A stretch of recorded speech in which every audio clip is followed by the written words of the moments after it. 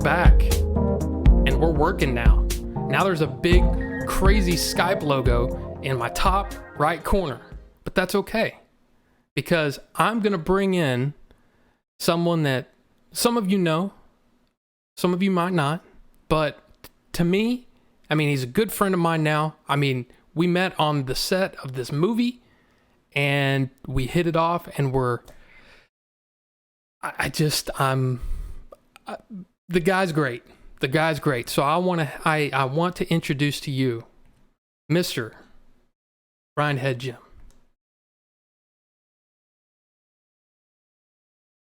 Oh. Man, thank you. Sorry. Now I need to unmute you. So there you go. And now I think Forget I'm everything delayed. I just fucking fuck you now. See, here we go. Here we go. Hey everybody. It's good to be here.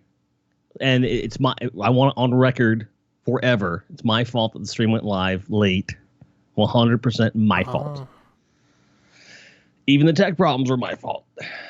Well, now I will say that this delay, see, I'm delayed right now. Let me fix that real fast because I can do that. Fix it. All right. Fix it. I'm going to fix it. Yeah, you better fix it. See it. Oh, we can swear, right? Well, I guess my thing was I try to keep it somewhat clean. Oh, you invited the wrong guest, Robbo. Wow. Now, see, I don't know why it's not, now it's not syncing to me.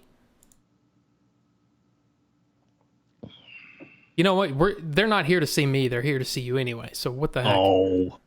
All right. For those of you listening after the fact on the audio feed, you guys have no problems, so we're good. Right. Well, maybe I should just put it on you the whole time. No, dang it. No one wants to see that. Well, okay. Well, let's get into it, shall we? Let's just get into it. You shall. So bear with my delay. I don't understand why all of a sudden it's delayed on me, but not him. He seems to be perfect. But anyway, so for the people out there that have not seen you before, is Twitch your primary online presence? I would say so. I was doing YouTube when it first came out, but shortly after, like as far back as 2006. And I have a couple different channels there. I've gone through the different, permutations of what's hot. Did Blip for a long time, and then, and went back to YouTube and so forth. But when I started to do more gaming focused stuff, it became apparent that Twitch was the place to be. And I was trying to grow at the same time with YouTube and Twitch, but Twitch really picked up for me at the time. So, yeah, I'd say that that's where I'm probably most known in terms of the content creation sphere.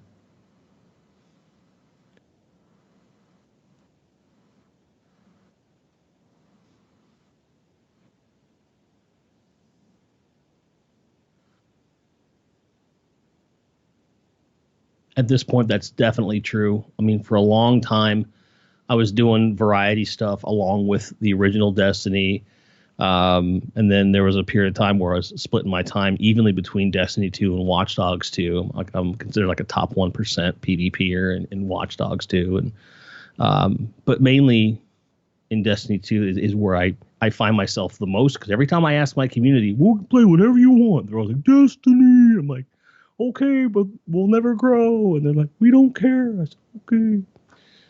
So yes, Destiny 2 is the mainstay. I'm kind of known as a guy who is very comfortable in the game, pretty knowledgeable. People come to me, how do I do this? How do I do that? And if they want to go into a PvP match, they know they're going to have fun and they don't have to do a lot to win. Because I just go ham. I'm pretty much an ape. What we call a shotgun ape. Just run around and shoot people in the face and go, sit down. That's an actual quote. Right. That's basically what your stream is like. If someone was to go watch your stream right now, or well, not right now because you're on this show. No. You're on this terribly produced, shut up. extremely delayed.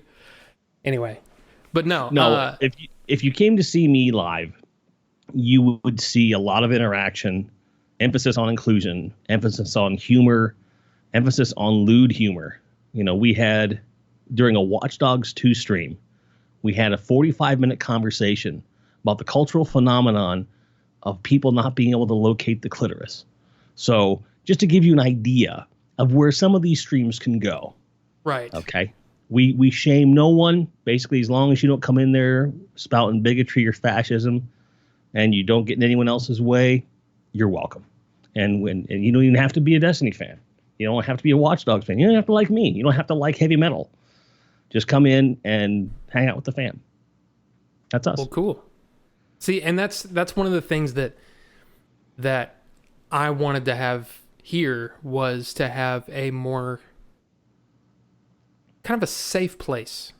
Yeah. So this Game Chasers thing. This Game Chasers thing. So how did you get involved? Like what was your introduction into the project? And yeah, all of that. Now look at Okay. I've been watching the guys for years on and off, and I got really invested in it. Probably like fall of 2018, I started binge watching and really kind of getting into like the culture of the whole thing. And then I started watching the live streams and kind of getting in there and chatting with everybody and that kind of thing, and just really kind of branding myself as a fan of the content. And right around that time, they announced that the movie's a thing. Put the Kickstarter out there, and on my channel, I put out a video right after they got funded, because the momentum seemed to be slowing down, because they thought, well, it's funded, everything's fine.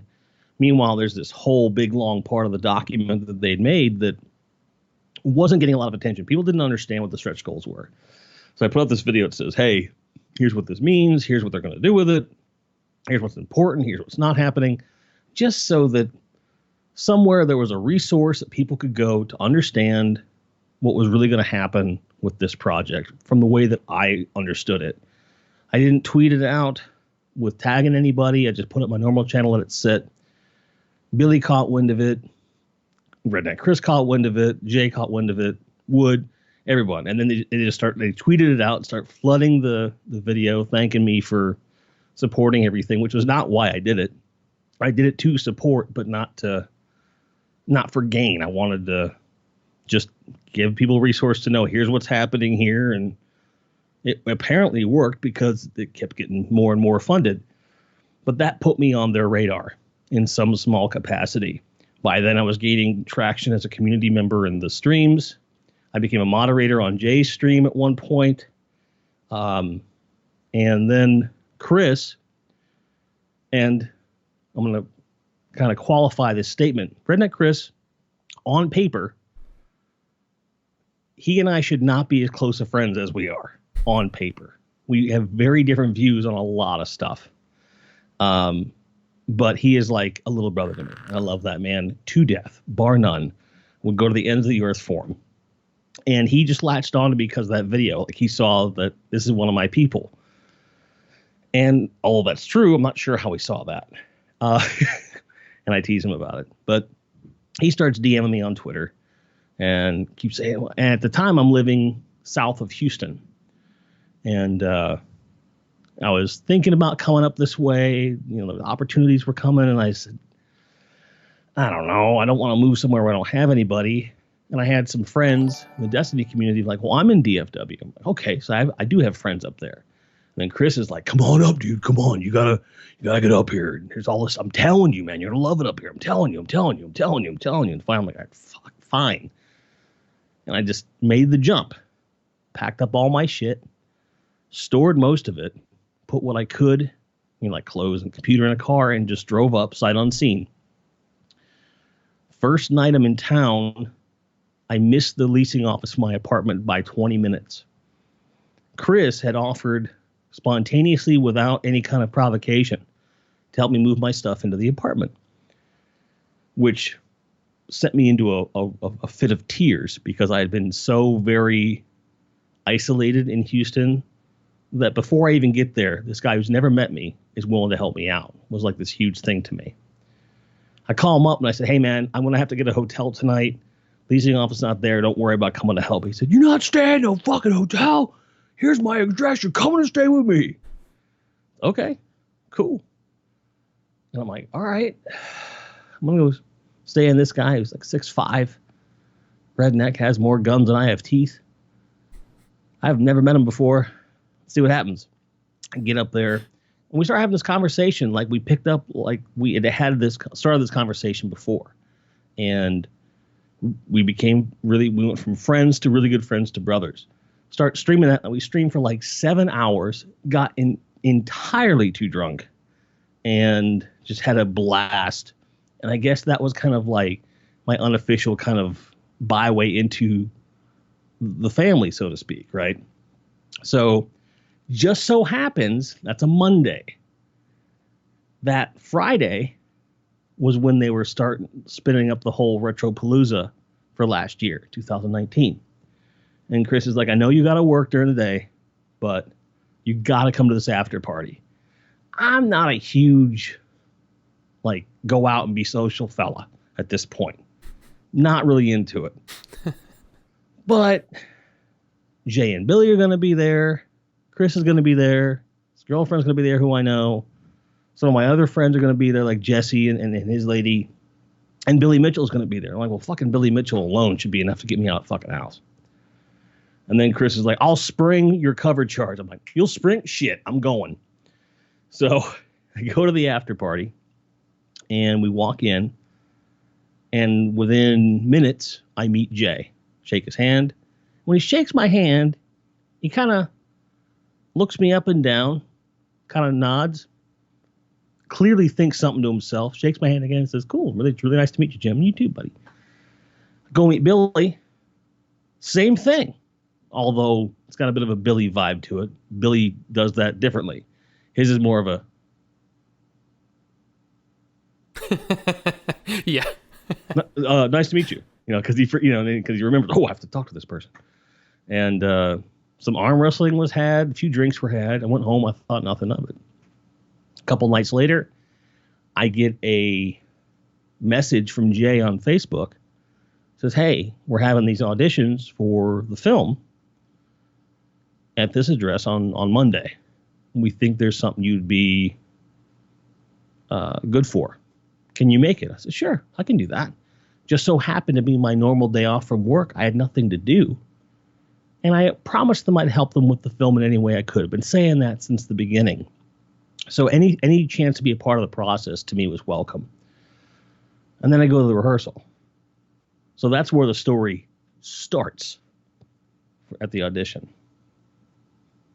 Okay, so... That's the short version. Did folks. you...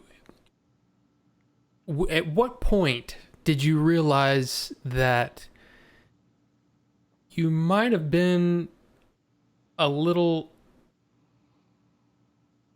I'll just say this. You had to do a lot of physical stuff, and you had to do a lot of things that are, some might call, I don't know, a little demeaning. You were the butt of a lot of jokes. You're part in the movie. So, yeah.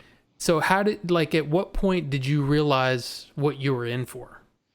The audition, to be honest with you. Because in the audition, everyone was being really nice. Yeah. And also the actual scene that we followed up with, the setting for said scene, I was like, that's a little odd. I was like, I'm in, like Flynn, like whatever. And because at the audition, I was there first. I was the first person there, period. I walk in with Billy and Jay, but I sit down on the couch as like a regular auditionee because I felt like, well, just because I kind of know the guys, it doesn't change anything. There's no status. And that was confirmed when Billy said, hey, Jim, can you help me move this couch? I'm like, oh, this is what I'm really here for. Like they have some bit part, but they needed someone to like actually help with the auditioning process on some level. I'm like, sure, I can do that. Help move the couch, sit down. And then when it comes to start taking actors in, these are people that are coming in from different, agencies and so forth. I don't have a fucking agent. I don't got nothing. And so he comes up to me and he says, look, you're going to be here hanging out all day anyway. So do you mind if we take a little bit more time to get to you? I'm like, I don't care. I played it cool at the time. And in my head, I'm going, I did clear my schedule just because you never know what's going to happen in a situation like this. But I had no expectation of hanging out all day. Like, I don't know these guys that well. But yet here they were like, no, it's Jim. He's going to hang out all day. I'm like, that was news to me. But I was like, okay, that to me lent further credence to it's a hangout opportunity and nothing more. Then I get to the audition, having seen 3 other people audition for the same part, and legitimately not feeling like they're injecting that certain something I thought the character needed. That sounds pretentious. It sounds arrogant. I don't mean for it to, but I really felt like there was something more to be said with this little piece that we had. And so I asked him about it. I said, I can play it this way, or this way, depending upon the context. Can you give me a little bit more about what led up to this or what the context is? And he kind of looked at me slack-jawed and said, you're the first person to ask that about any character. I was like, okay. And he said, try all of it. Try none of it. Try whatever's natural. You play it the way you want to play it, and we'll go from there. So I did. And then he pulled a George Lucas, faster, more intense, and which we did. And after a little bit of back and forth with it, basically told me, you've got this part, and here's what's going to happen. As long as you can get the time off, here's what you're going to need to do. Are you okay with all this stuff? I said, sure. Not really thinking how long some of that stuff's going to take. The very first day, my very first shot, I have to crawl into a station wagon truck. Now, it doesn't seem like much. And maybe I don't look as big as I am on camera, but I'm over 350 pounds, bro. I'm a big guy. And I was in the Marines. I've jumped through some holes. I've chewed some dirt, but I'm 43 coming up here in a couple weeks, and my knees ain't what they used to be. So getting in and out of this thing was a real chore, and my current frame not built for the back of a station wagon. I'm not sure it's built for the back of a truck, to be honest with you. I think it was then that I realized that whatever happens after this, I'm not saying it can only get worse, but like if this is the first shot, there's a possibility this is going to be pretty grueling. So I was ready for it. So immediately I went home and I ordered some like ice packs and ankle braces and ibuprofen. I made really good friends with the on-set medic, like really close friends with him, because I'm like, you and I are going to be hip to hip the whole fucking time. And sure, to his credit, Joey, that's his name, he was like, this guy's a special case. He's not in the best of health. I want to make sure that he stays on the green side of this scale, where green is Jim can breathe and do his acting, and black where he's dead and the movie comes to a grinding halt. No pun intended. But yeah, the first day, to answer your question. Yeah, that was a lot of fun. But at the same time, well, yeah, but I mean, that's what my next question was going to be. And it's a perfect segue into my next question. What was your prep like because I mean, like, you hear about, a lot of actors, in the biz, they have their kind of routines. They're like they read lines, in the morning, and then they do this, and then they do that, and then they have a whatever. I was just wondering what your prep was like day to day and how it evolved, because every day was different. every day was an exercise in, how can I make myself as comfortable as possible in some of the most uncomfortable situations. And that's someone like me who, I was on screen for nothing. I was barely on screen at all. But it was a rough shoot. Yeah, because you have to stand still in one place, and I don't care what size you are, you stand still in one place for a long time. It's going to wear on you eventually. Yeah. So to answer your question, what's the prep like? The first day was relatively easy because there's only a couple lines that I hadn't gone through before, and we got those pretty quick just by repetition. And then the rest of it was from the audition, and we did enough takes that by the time I was lucky enough that we had the buffer of some technical problems where I had to go through it so many times that it was like a really nice rehearsal. So in that sense, it took care of itself, which kind of proved to be the modus operandi as the shoot went on. I found that as time went on, Dave and I, especially because we were playing off each other most of the time, he and I would kind of say, okay, here's the information we got to get across. We're getting to know these characters more and more and more each and every day. How can we put some subtleties in it? How can we, Roy and Morton it up a little bit? We really wanted to chew the scenery without going too cheesy. We wanted to go nuts with it. And the script gave us a lot of room to do that. So we always looked for our hooks, the holes. We'd always run everything by Billy to make sure. Okay, does this work for you? We'd always give him one straight script take, and then we'd kind of go ham with it. And to my surprise, there were places where I thought for sure he'd want us to hold back. He wanted me to go further. He was working on a shot this weekend, which he kept showing me the effects that he was putting in. It was an interior shot that involved me and a certain prop, and I don't want to spoil anything. But this was something that was a last-minute thing, because all the previous interactions with this prop was quick. Back! Poof. And the last take, he goes, I want you to stick with it for like 10, 15 seconds, and then stop. And that's what he ended up using. So I went totally nuts with it, and it looks really cool. So I'm glad that we had that kind of flexibility despite the tight conditions. We got lucky with the crew that we were able to procure, with the crew that volunteered themselves, went above and beyond whether they're being paid or not, because without them, none of this happened. And it was such a great environment to work in where you had that.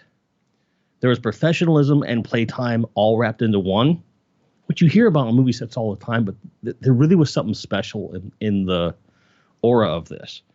I used to be a professional musician, and tours are very similar.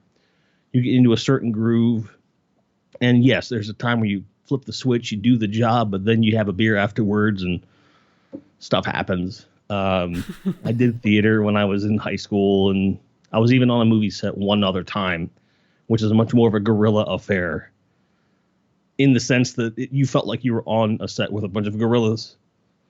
It was pretty bad. So, it was one of these things where you just had this overwhelming sense every single second, every single day, even in the tedium, that this was something you'd be able to tell the grandkids about on some level. I don't want to pump the movie too much, but I do want to pump the experience because it was something I will never forget. Well, and that's, I feel the same way. For someone who is a dork about the movie making process, and for me, it's like I couldn't believe that we got I felt we had gotten really lucky with the crew and even the cast. I'm talking about all the way down to those kids. I say down, like they were the lowest of the, but you know what I mean? It's like, if all the way Stupid down kids. to what I meant was, you hear these horror stories about working with kids, and you think, was it Art Carney that said that? Don't work with kids, or Jerry Lewis? I forget who it was. It was probably someone very famous and very loved. Never worked with children or animals, and we did both, and we got really lucky in both fields. Yeah, there were some animals on the crew for sure, and the Yep. cast. But it's Oh, you didn't but hear the yeah, and that's one of the things that I think that you know I think the fans of the Game Chasers that put their money in for this movie, I think they're going to be very pleased with the level of that you kind of it's almost like when you hear the idea, you think, okay, it's going to be this level. I right. think the professionalism shown, the way that the film looks.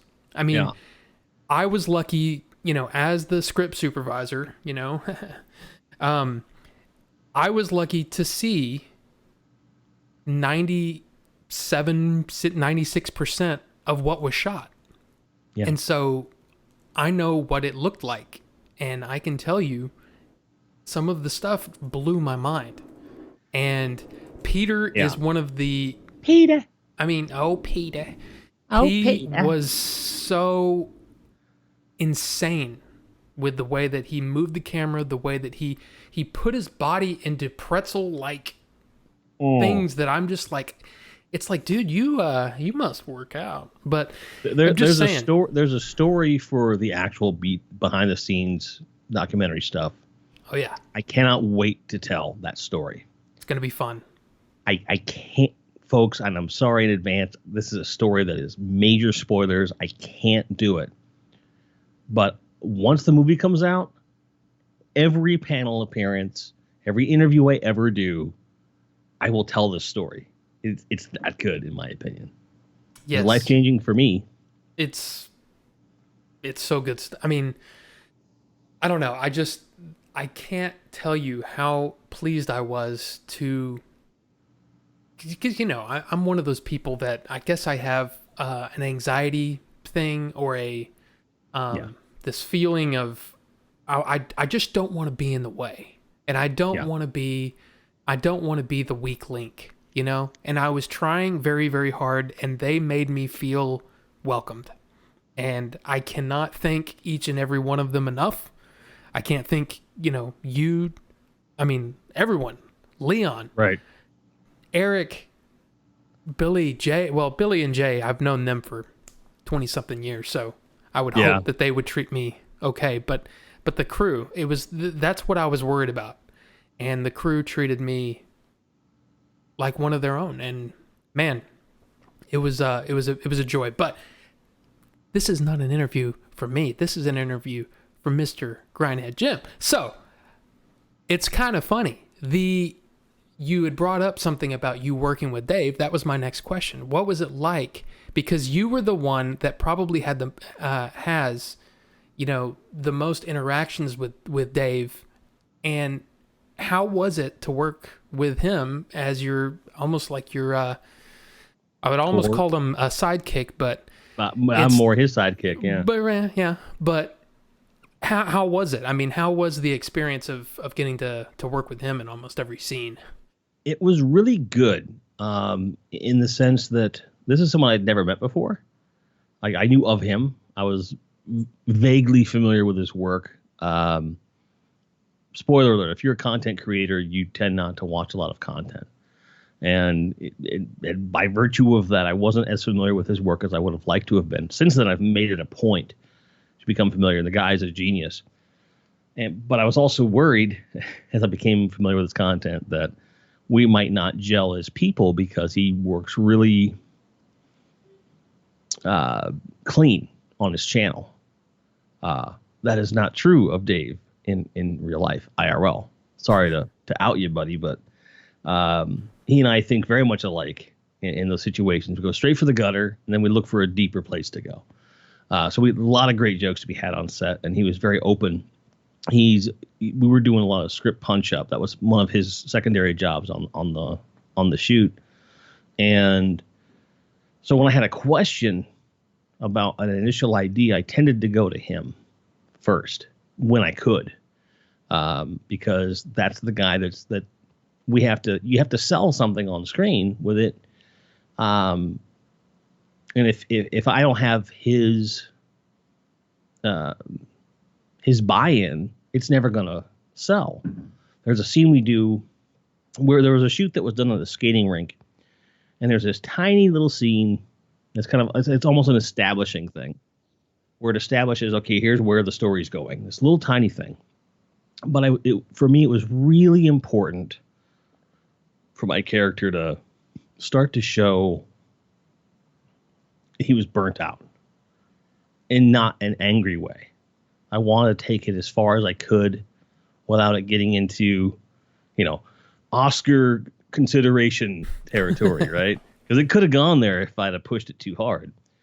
And I said, here's how I want to do it. And he worked with me, and Billy worked with me to get it to a place where it kind of served all of those masters. And I got to have the moment with that character that I felt that it had to have. And so many times where it got to a point where he's like, Jimmy, I trust you. He says, we're actors. We're going to react in the moment. He says, do whatever it is you're going to do, and we'll make some stuff happen. And there are certain scenes where we didn't necessarily ad-lib our way through it, but there's little lines, little things that on like second, third take that became staples, things you look for in the edits, things that you looked for, things Billy would like, do that again, accentuate that. There's a little thing at a yard sale scene that I did as a throwaway because I knew it was going to get cut out of the film. I did it for fun. It became part of the scene and then became a motif throughout. Really, really cool stuff. And I think without Dave, that stuff would not have happened. Dave was just such a collaborative, creative force that I'll work with him anytime, anywhere. Guy's amazing. Love him to death. I told him the same thing, and I said that, I wouldn't be surprised if this movie comes out and a lot of us have a lot more credits on the movie than originally planned.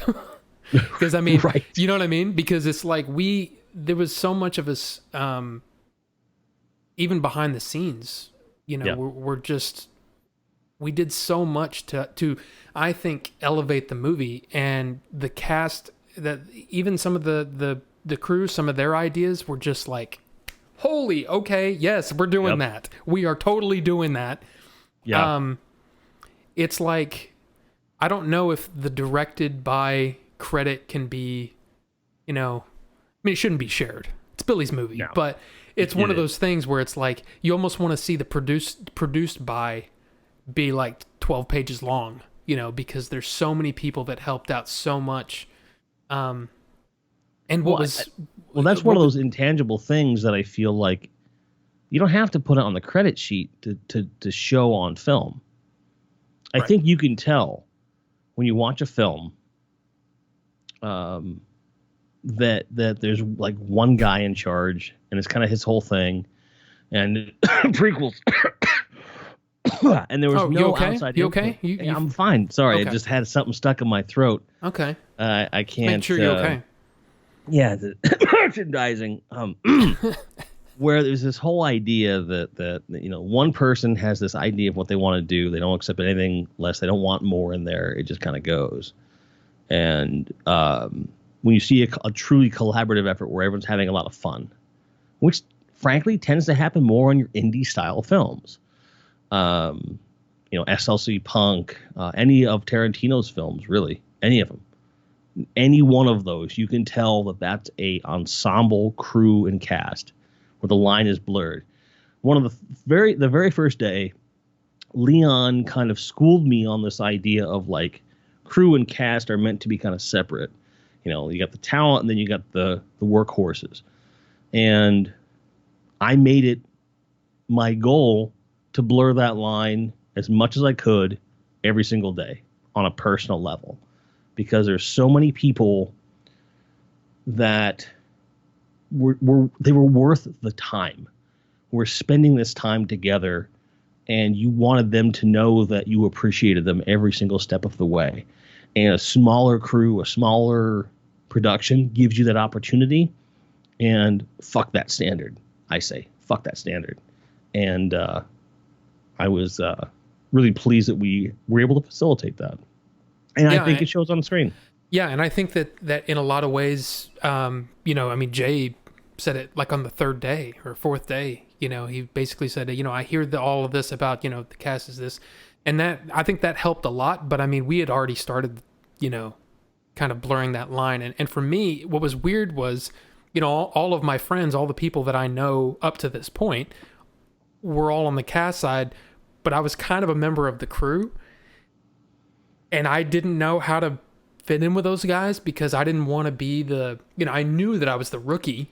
I knew that I was the guy that, had never been on a movie before. So it was a lot of pressure to be able to do that. But I'm so glad that in a lot of ways, we just became this one big family. And it was just a lot of fun. What I dug about it was that there was this overarching fear among all of us newbies that our inexperience would be like a detriment, and it would be the thing that people would whisper behind our backs, be like, these fucking guys, what the fuck they're doing. And I think what happened with the crew was that they recognized the holes that needed filled, and they did so with the utmost respect for our dignity and the quality of the film. And again, it went back to collaboration, where it could have been something that was a lot more antagonistic, because there are certainly stories of films where that happens. Blade Runner, Aliens, especially. If you know anything about the making of that movie, holy fuck, James Cameron got shit on during that film the whole way through. And I would argue that that crew is part of the reason that guy is such an arrogant piece of shit to this day. Did I say that? Oh, I'm sorry, Mr. Cameron. Are you working on Avatar 8 right now? I'm sorry. Yeah, you won't be working with James Cameron anytime soon. I don't really want to. I don't. It was after the Abyss. Weird thing to say. All the stuff on the Abyss, that all the horror stories I heard about that, Oh yeah, it's true. But and now your video's a little smaller right now, but I guess that's smaller. A little blip on the old internet there. I just don't get this, man. Well, that might be me. So, well, either way, we'll work through it. And you know what? You're okay down there. But anyway, by the way, I just want to say from my own perspective, there's a lot of people that kind of looked at your performance and your work ethic, not to blow smoke up your ass or anything like that, but you deserved the credit for, I mean, you were one of the ones where we're like, oh, Jim's up next in this scene? Okay, we're okay. That's kind of how I looked at it. It kind of felt like, I hope that doesn't hurt your feelings. No, but no, it was, no. I mean, me and Dave had this kind of, we kind of had this mantra, because you kind of have to believe your own hype a little bit to a certain point. By the end of the shoot, we were going, one take wonder, let's go. Yeah. That was our reputation by the end of the shoot. We didn't intend for that because we wanted to play. We wanted to play more. When we got it, we're like, but we got like 8 different versions. Where are you going? I'm sorry, I interrupted you. Go ahead. No, all I was just going to say is that it was a pleasure to watch the two of you play off of each other, and it's kind of like, not to say that any of the other cast wasn't, but there was you could tell that both of you had acted before, like really had done it. You either had done your homework or you just had that raw, awesome, man, this is fun. This is fun to watch, and it was just a joy to watch. It was something that, I mean, someone asked me if you acted before. I was not really. But then I talked to a good friend of mine who supported me through some of my YouTube stuff. And he said, and he listed all these characters that I played in videos of my own. He says, are you discounting that as acting? You wrote scripts, you did all this stuff. I'm like, yeah, but that's easy when it's your own shit. He says, you still did it. You still had to perform material. I said, okay, fair enough. So I guess, yes. But I feel like it comes back to the support element of it, where you're in an environment where people are giving you great material. They're giving you an environment where you can be comfortable in to produce that stuff. Feedback was always positive, even when the performance wasn't, and they wanted to help you get to where you wanted to be. And I think Dave and I both understood that our scenes, by the nature of the way they were written, should be shot really fucking fast. So we knew we always had opportunities to kind of keep things short, so that the stuff with more moving parts. You'd mentioned the other parts of the cast and not wanting to discredit them. I would make the argument that so much of the other scenes that were being shot had so many more moving parts. It's easy to look at the stuff Dave and I did as, really triumphant or whatever. We just had less we had to worry about. You look at the scenes with Billy and Jay and Eric and Chief and other characters and moving parts and special effects and lighting effects and all this other crap.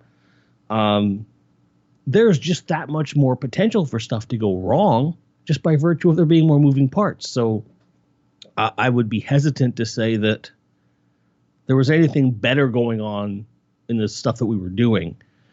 Just that we had the luck of the draw to not have to have as many things to worry about, so we could focus on just making the performance what it was. We got lucky, in my opinion. Well, then I agree. You guys suck. And thank you. Yeah. Thank you. So, but no, I mean, I totally agree with you. And that's why I was like, it was just, there was a, I don't know. There was just an intensity that I was like, I don't know. I just really enjoyed it. And I just wanted you to know that. I just really enjoyed it. There is one scene. That one scene? One particular one where Billy encouraged me to really go for it, to go in a really strong direction, and even commented specifically on the intensity of where the character went in that moment. And it was an ad lib at that. It was something that we made up on the spot, and I got to really mold it and hone it. And he showed me a rough edit in January of what he had so far, and it didn't make it all the way in the cut that he had. And I wanted to grab him. I'm like, why not? Why not that? Because that, of all the things I did in the film, there's that one thing. I think you know the thing. I may know the thing. Right? Eric, right? Yes. Yeah. Yes. Yeah. Yes, I know what you're talking about now. Yes. Because that's probably the part I'm the most proud of. But if it doesn't make it in, I really hope that the uncut version of that scene makes it onto the Blu-ray. In fact, I'm going to petition Billy for that. Because that was just so much fun. But again, Eric being a fucking professional wrestler, he sold that so hard because it would have looked stupid. For as crazy as I'm getting in this moment without Eric selling the fact that he's scared out of his mind. Yeah. It doesn't work. And Eric, I don't think that Eric will ever get enough credit for the range of shit he has to do in this movie. Convincingly. The serious stuff, the silly stuff, the earnest stuff. And he pulls it all off. And he does it consistently. His work ethic, I think, is among the best I've ever seen in anything. Certainly, there are times when that work ethic made it difficult to work on a personal level, on an emotional level, because you're stressed out, and then this guy's like, "Come on, guys, let's go." You're like, I'm good, man. Leave me alone. I love him to death. But there's an intensity that it doesn't always translate. But it's certainly when the lights went on and everyone said action, then you go, oh, okay. And you could take a step back and go, well, that's why we're all on edge. because we want this to be the best it can be. And it manifests different in every person. And I think that was to his credit. But I can say that any of the stuff I did with him, even some of the outdoor stuff, again, that back and forth, the ebb and flow. Chief, for example, there's a specific scene. My entire delivery changed completely because of him. Because I'm struggling with how to do it. Because it was again, without spoiling it, it is such a ridiculous delivery. It is so ungodly stupid. And I'm like, how is this going to play on film? And then Chief comes in with his line delivery, bro. Like, what am I going to say in this scene, bro? And I was like, well, that's it. This is perfect. He made the whole scene just click at the last second, and it was perfect. There was a lot of that. There was a lot of that it's almost like a, you hear these stories about different movies where, it's a lot of people are like, they take the credit for things, the directors are like, well, when I wrote them, yeah, okay. But it's the ones where you can tell when it's a crew and cast working together to make something. And it's a joint effort. That's the thing that I was so impressed with, was that, not that joint, but hey man, I'm gonna get this scene right now, bro. But it was it just worked. It just worked so well, and there was very few times where I felt like we were reaching. You know what I mean?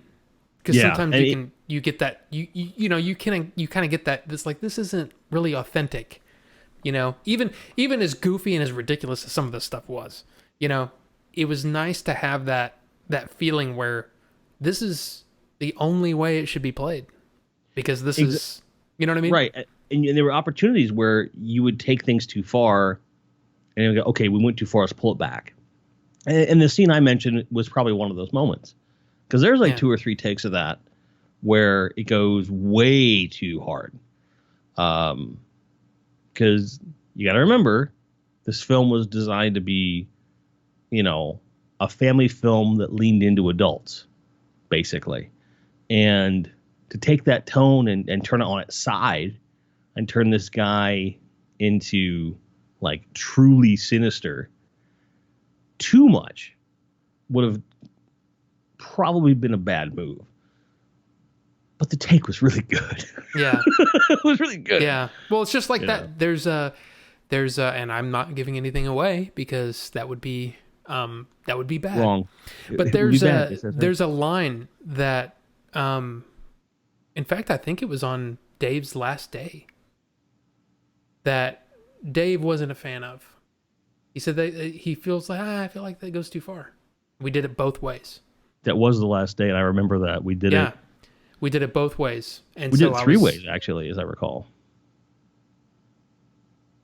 A 3-way on the last day of the shoot. I mean, just saying, Dave. No, but we definitely approached it that way. And I remember exactly what you're talking about. But by that point, where that character was going, where the tone of these two characters and how they're working together was going, the line in question showed a certain disregard for what had already happened. Meaning he just wasn't even paying attention. Like, where have you been? Like, that already happened. I just said that. Where were you? I just said that, kind of thing. And then also, it took things to a darker place than that character ultimately was capable of, based upon what we knew about him. So it was good on the page, but in practice, living in the roles, it didn't work. Yeah. And as I recall, the cut that I saw, I think that our amended version was what made it in. I don't remember for sure. That was it? No, you're remembering that exactly, because it was one of those things where the two of you were working on it. I was just basically there to, I was like the goalie, just keeping you guys in the lines. You know what I mean? Mm-hmm. like I had to. But you know what I mean? It was just like It helped though. just in case you guys were like, what was next? What was next? I could just feed it to you real fast while y'all were prepping. And then he was like, man, I'm not a fan of that line. And I said, well, try it like this. Say it like this. Basically means the same thing. There's just levels of that intensity. And Exactly. I'm glad that we were able to do it, I guess, in those different ways so that it gives Billy, what he wants. And Well, I think it worked. And especially when you consider, like, it isn't just about the isolated scene. You have to look at it in the ensemble, like the whole piece. Right. You look at where in the film that took place after what had just occurred. You were supposed to start to see this split between the two of them. Right. One's going to go this way, one's going to go this way, and if he's going the same direction, his later developments don't make sense. They don't make sense. Yeah. So, and that was the argument we were having. Well, by argument I mean we were rallying together, saying the same thing and going, Rob, can we change this? Billy, can we change this? Hey, can we change this? And it worked out. That's exactly how every conversation went. Yeah, basically it was like this. Can you change this, please? Well, the thing is, and most of those conversations were ending with me, we're going to do a sequel. I want to do a sequel. I want to keep doing this character. I want to do a sequel. Let's do mini sequels. That would be amazing. I'll do a web series about this character. I don't give a shit. I'm on it. I'm in, like Flynn. So here's the time when I ask the question. Well, before you ask the question, I'm going to get the beers. Give me 2 seconds. Okay. Well then, yeah. Sorry to break the fourth wall, kids. Yeah, this isn't real. This isn't real life. Daddy has to lubricate his throat. Okay. Guys, okay, so while you're doing that, I'll catch up on some. Brian, thank you for the follow. Thank you guys for watching. I see there's a lot of talk in the chat. And I apologize that everything's not just pitch perfect the way I want it, but you know what? We're getting there, and we'll get better. We'll get better as things go along. And it's not Jim's fault. It's just it is. Why does Skype have to be so poopy? It's poopy. Because it's Skype. I guess. Yeah. But now, are you starting to see things my way a little bit? Maybe. Well, that's the thing. It's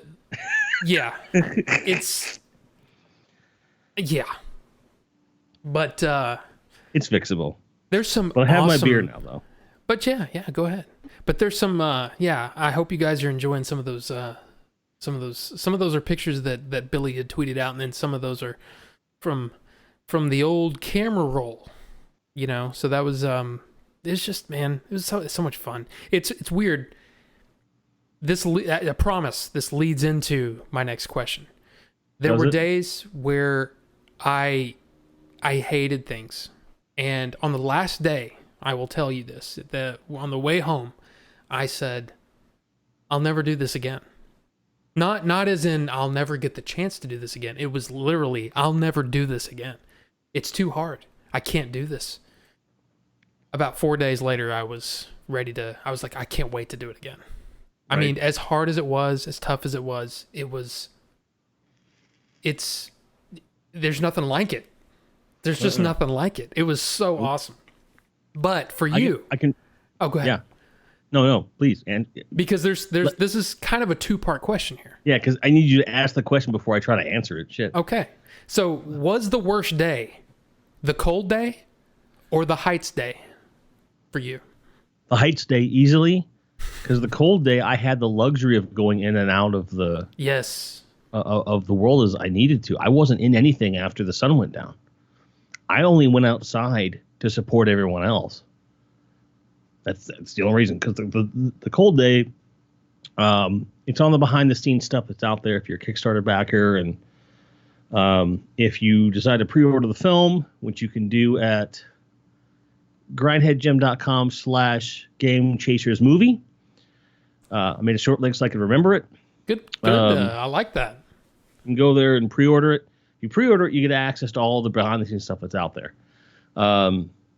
And there's talk about this big scene. The scene took forever to fucking film, and it was really cold, and really wet, and it was miserable.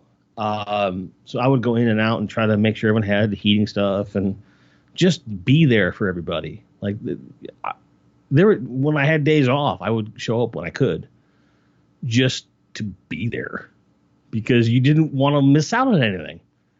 And there are opportunities to develop character, work on script stuff, hang out. Yep. Eat free food, which was nice. I'm a fat guy. Come on, I like food. It's good. But yeah, I the barely heights ate it all. That whole shoot. I just was not a fan of the food. Yeah, I can see. Well, with your predilections Issues. towards food, like I completely understand. Yeah. Because I'd go home at night and I'd be like, "What just came out of me?" you know. But the Heights Day, again, without spoiling what happens or the location of where it happens, there was That's a digital, very by the way. Everyone, that's a digital car. But go ahead. Yeah, the digital car is insane. Like I can't fucking. Yoshi's the man. Worked on Rise of Skywalker. Now Game Chasers. He's moving down in the world, but it's working for us very well. It was an enclosed space in terms of like how you can move, but it's open air. And I have a thing with heights where if I can feel stable and I don't feel the opportunity to fall over something, I'm okay. This had neither of those, shall we say. And I wasn't just doing it by myself. I had Peter and the assistant camera operator and the line producer, Larissa, who herself is afraid of heights, and she was going up purely out of solidarity. And frankly, to try and catch me if I fell, which might have happened. And things did not go as planned. Cast and crew went out of their way to make it work. In some ways, arguably, it ended up better because of it, because we had to get more creative, as happens on every movie set ever. But it directly played into some primal fears that I've had ever since I was a little kid. And they were like, "Can you do this?" I'm like, "I don't know. We're gonna try." And we did, and I don't regret it. Will I do it again? Not without higher than scale pay, I'll tell you that much. Yeah. I hate to be a greedy bastard, but like that was really difficult to deal with. Like that took all of my anxiety and panic attack predilections and put them through the roof. It took me like 3 days to come down from that. It was bad. And I know how pretentious and awful that sounds, but it really was fucked up. It was difficult to deal with. No, and we saw it. Yeah. It's on film for solidarity. Well, describe it from your perspective, because I've never heard you tell this story. And like granted, I know you can't tell. Like your perception of my reality, because I've never heard you tell this. I've told this story a few times. Yeah. But I've never heard it from someone else's perspective. Well, without giving out away unnecessary details, of course. Yeah, and I was right behind Peter as he was filming and watching it play out, and I was just, it was like, there's a part of me, let me put it to you this way. I'm not afraid of heights. I probably would have bounded up that thing all the way to the top and been like, you know, I'm just that way. I'm just that way. I love to fly. Like when I take a flight to wherever, you know, when there's not a lockdown, I'm like dual barrel roll.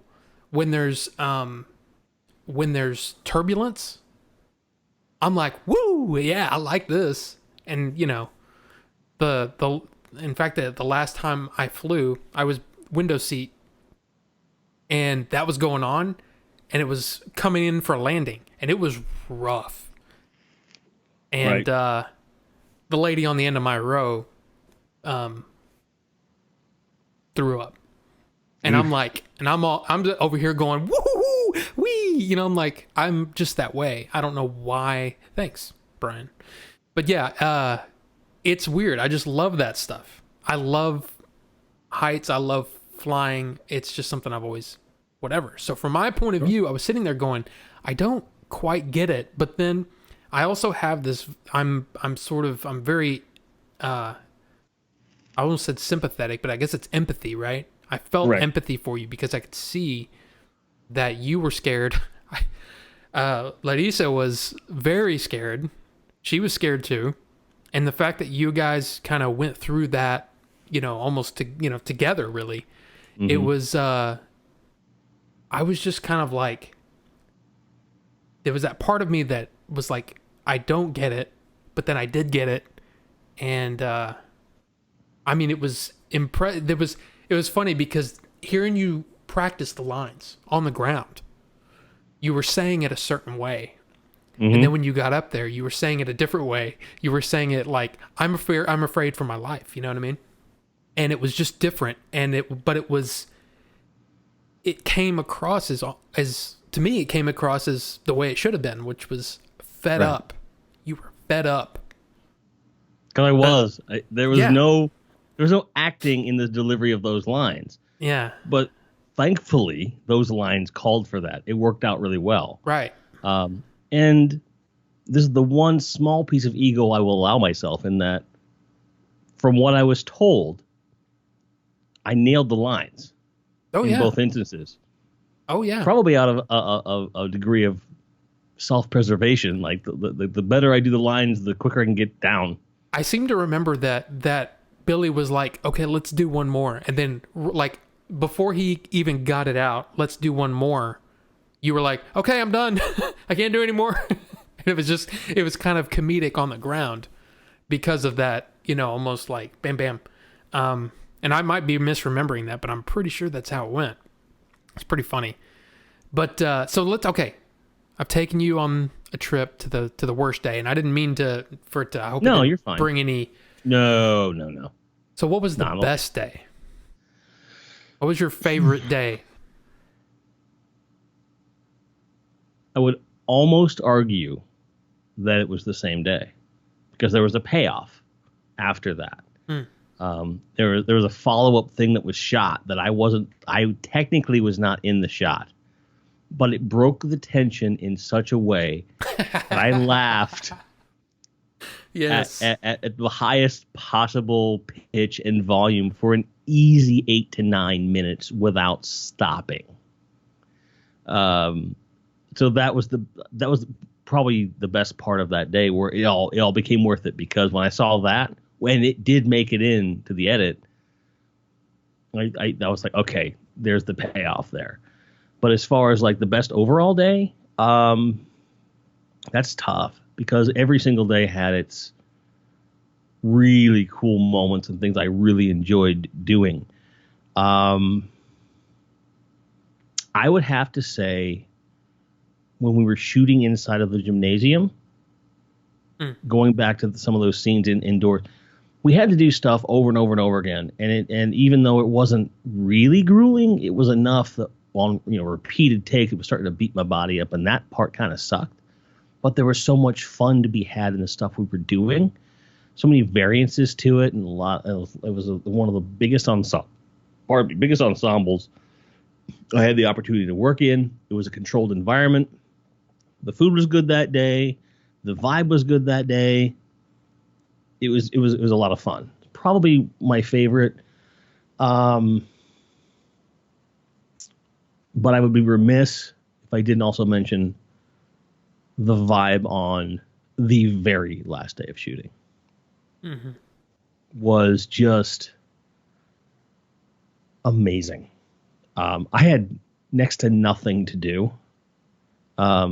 But it was like this really cool amalgamation of everything we'd accomplished up to that point, and everyone had such a great rapport. There were I had to do some Foley stuff, wild tracks, if you will. We were in the environment where the original scene had been shot, and I had to record like audio lines, and I had it in my head. Well, I'm gonna just walk down there and fucking do it there. We did it in a car. I'm like, why are we doing it in the car? And he's like, well, I wanted to make sure there's no background noise. I'm like, I want to go down and do it for real. He's, well, it's not going to be the same. So we, but it was interesting. And Chris was there. Everybody was there. The only person from the cast really that wasn't there for the most part was Dave. And that part sucked, but just the vibe was so good. It's I would have to say that if I'd pick just one day that I actually had to do something, it was shooting in the gymnasium. Best feelings would be the aftermath of the Heights thing and the last day. That's awesome. Yeah, I mean, I don't even know what my favorite day was. I had so many where it was so the whole attitude of everyone, and I don't know. I'll tell you, it was a day that unfortunately I think you were working on that Saturday when the kids were there. The kids were fun. The kids were a lot of fun. And they were. I'm glad I wasn't there for that though. Why is that? In a way. I mean, me around kids in that environment, not good. I mean, I gotta censor myself. It still got weird. Did it? Yeah. Did it? But then there were moments where I don't know. I had a lot of fun, and that was, I think, Lean and I were talking the previous couple of days, and one of the things that I kept saying was I was irritated at myself because I still feel like I could have done my job better. Sure. But I think that's probably, everybody, I mean, unless you're a sociopath, most people should think that way. I can always improve. But I also kind of wish that I slacked off more because I feel like I missed out on some fun crew interactions too, Yeah. And plus, I mean, I loved hanging out with you guys. So, and then I was so tired. I was so tired all the time. Cause I mean, my body was just not used to that, I mean, none of our many bodies surgeries. Well, yeah, but I mean, you're next level with it. Well, yeah. I mean, I'd had some surgeries that put me into a segment that was I was definitely on the weak side. But sure. But still, it was when you throw in like these 12+ hour days, 6 days a week, and not always the best conditions. Okay, anyone is going to rail from that. I cannot believe I didn't get sick. Like, I was impressed by that, honestly. Well, I'm talking about I just thought I'd get a cold or something. I was because it was those conditions were some of the days were bad and cold and just the carnival night. The carnival night was rough. Yeah. See, I was prepared at that point. See, I got better as I went along. That's why I asked you about your prep because I was really very ill prepared. And then by the end of the shoot, I'm wearing all of these layers, and I mean, I was good. I mean, that particular night, I only had so many options, because of what I had to wear, and it just kind of, at a certain point, you just give in to the situation, and you just start to laugh off the chaos. And again, it plays into everything else. Like there's a scene where I have to come across like I've had enough. I'm just gonna fall down, and it kind of happened. No, you're good. I was just pointing that it's so much fun. Absolutely, and seeing I had an absolute blast. Well, yeah, and just seeing some of these images I mean, I hadn't seen a lot of them in a while, and going through my camera roll, because I had to take pictures of all kinds of crap, and some of the days were just so much fun, so many odd things that you'd be like, I never thought we'd be having this conversation, and yet we Yeah, had to like have this I never conversation. thought that I'd have KY jelly on my face for an extended period of time, but here we are. That happened. Yeah. My face was slathered in KY jelly for several hours in the cold, and I Yeah, didn't get like. it was, man, it's an experience I'll never ever forget, and I cannot Sure. wait to do it again. Hopefully, we get to do it again.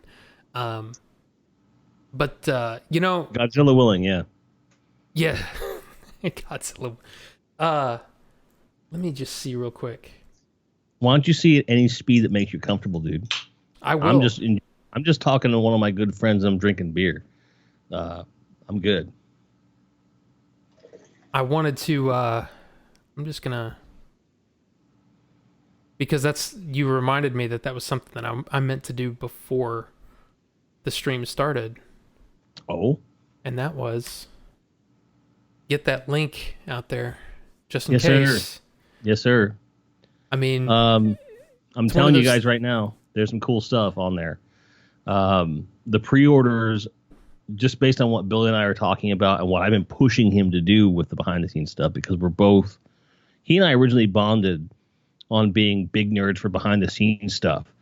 Like in the audition, I made a big point of that. He's like, "Have you acted before?" I'm like, "Not really, but I've studied the craft so much. Like, I always promised myself, if I ever had an opportunity, I wanted to bring certain things to it."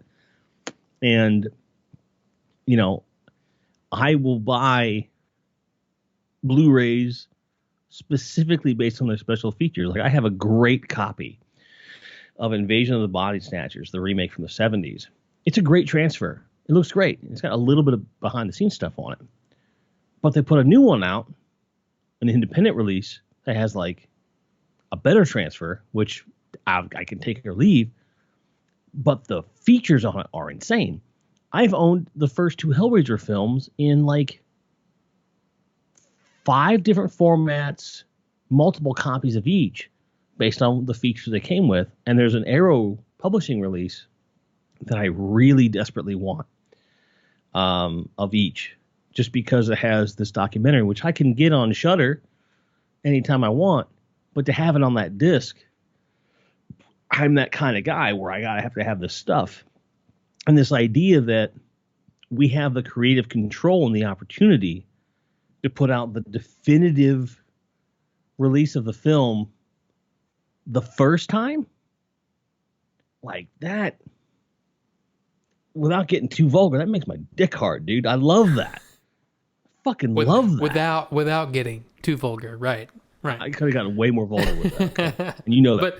But it's one of those things where that's some of my favorite stuff is learning about, the process and learning about how things work. And Exactly. you can tell when you're watching a fluff piece, you know what I mean? Like, it's just the just all on the surface. Oh, he was a pleasure to work with, and he was, you know what I mean? Oh. But Yeah. it's when you get the real kind of stories. And then, I mean, I'm hoping that when when I have Leon on the show,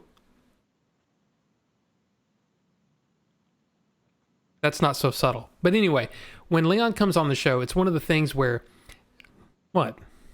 I'm just saying, when Leon comes on the show, I might come because of the show. I'm just saying. Oh, well, okay. But it's I was telling him that sometimes there are moments, and you know this as well as anyone. Sometimes there's a moment in a shot, one single take, that is so funny or so fun and so memorable. It may never be in the movie. And if you don't tell that story, then that story gets lost. And that's the kind of stuff that I love. I love hearing about those little things that happen on set that are just hilarious, And some of them, I get it. Some of them are kind of like you had to be there kind of thing.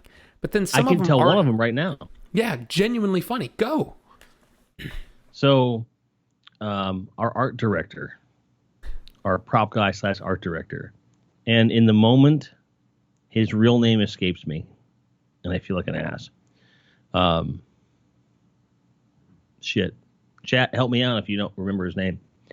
But we had this really, really long one shot. Mo, thank you, Leon. So Mo, Sorry, he found. I didn't know who you were talking about for a second.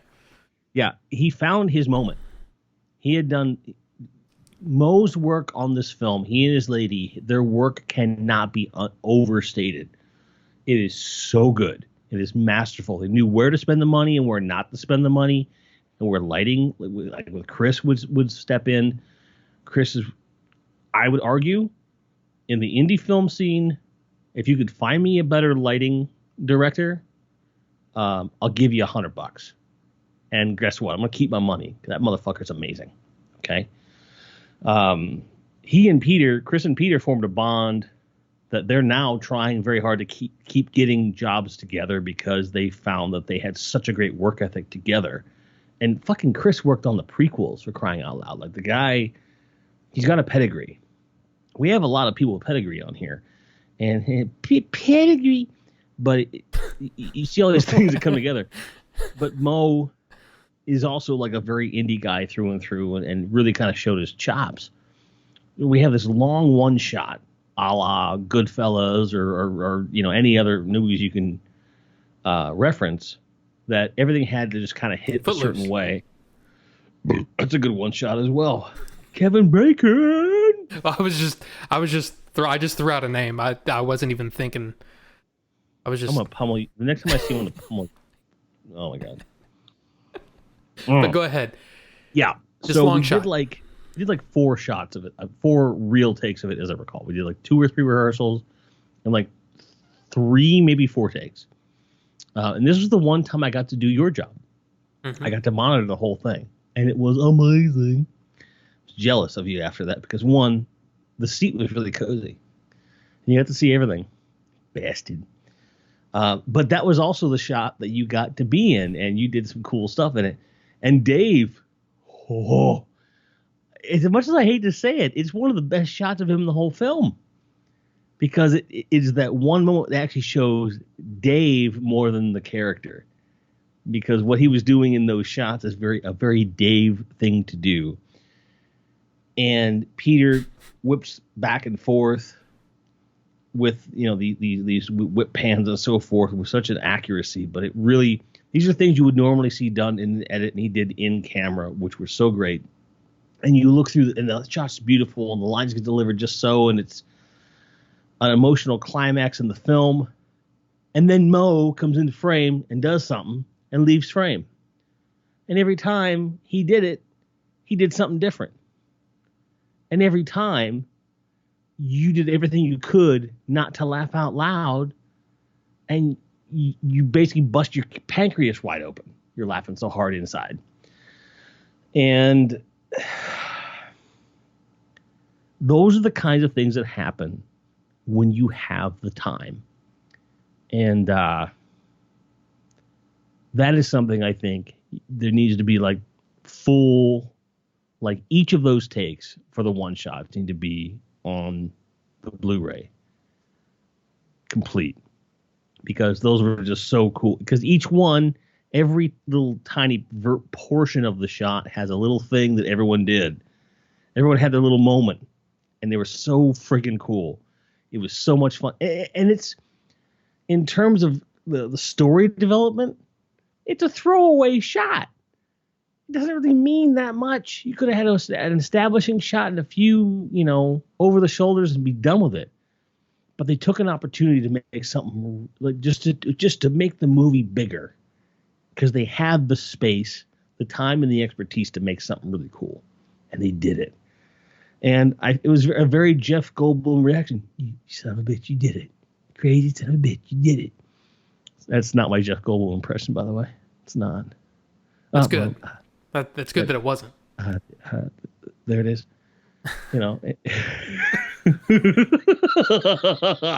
Got you. But yeah, man. It was my first time being in, and that was third week, right? I can't remember. I think it was a Wednesday or Tuesday. I want to say it was early in that third week. Yeah, I was feeling the pressure. Second night there, yeah. Yeah, that was my I would say most embarrassing day, and I remember why. Yes, and then it ended up being one of the best days because I was happy to be able to be in a part.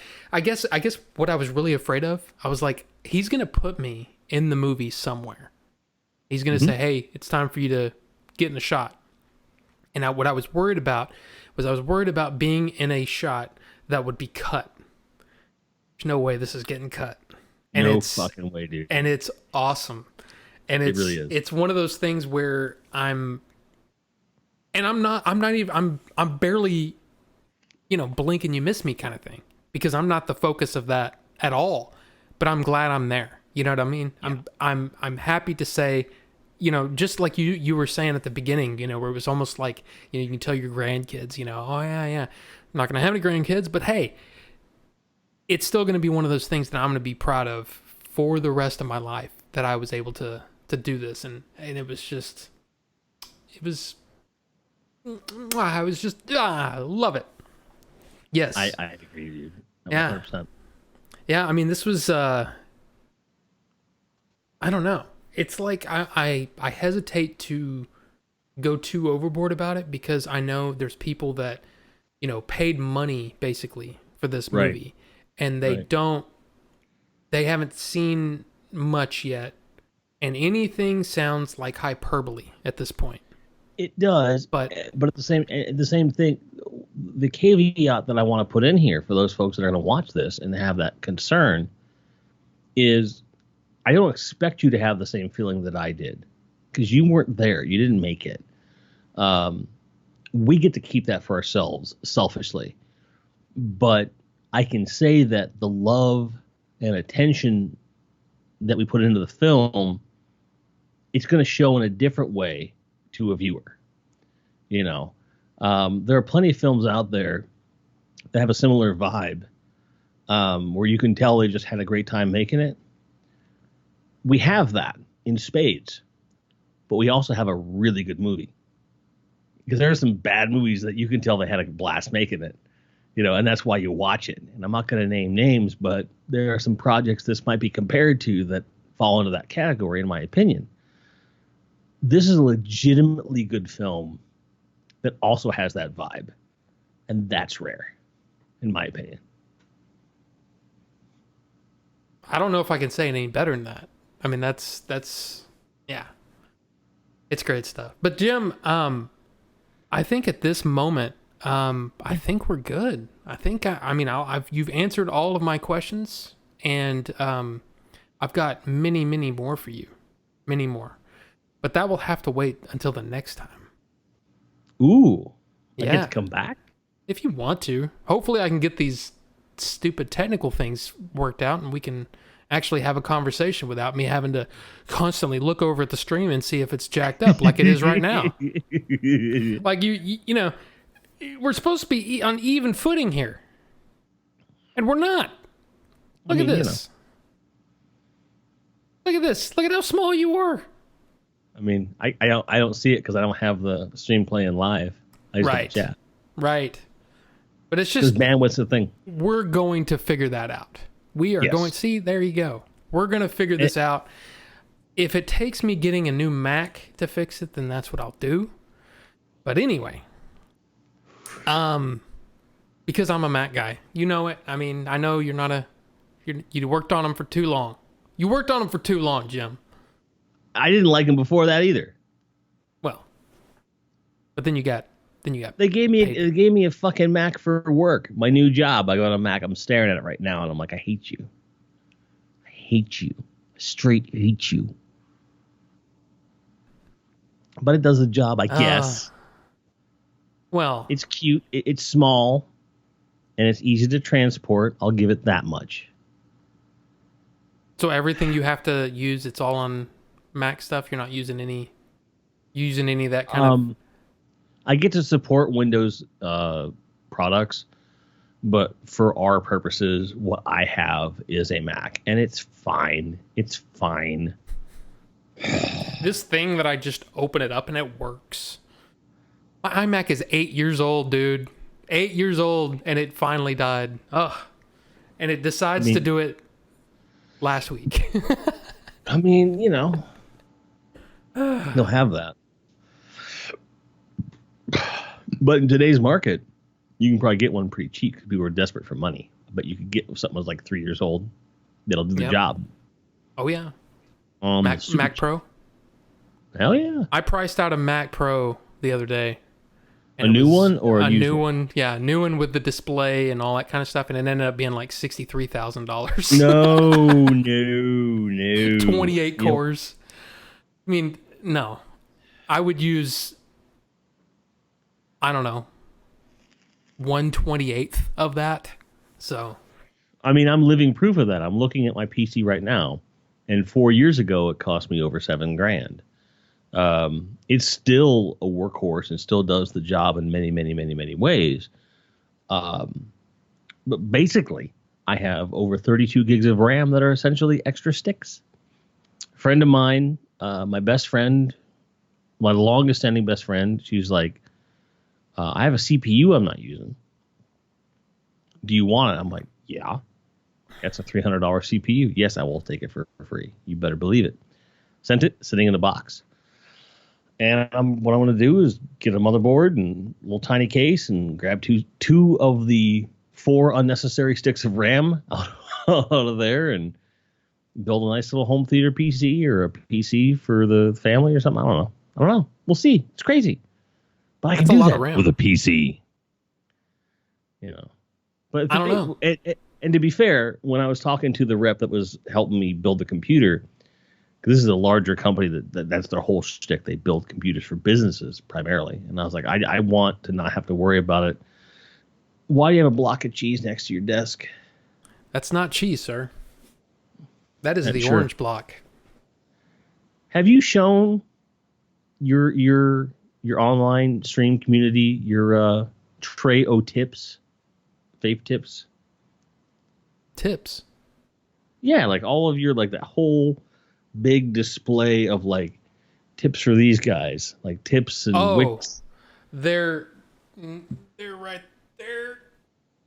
Yeah, that's like 4 deep, 12 across, and those are all for various different vapes.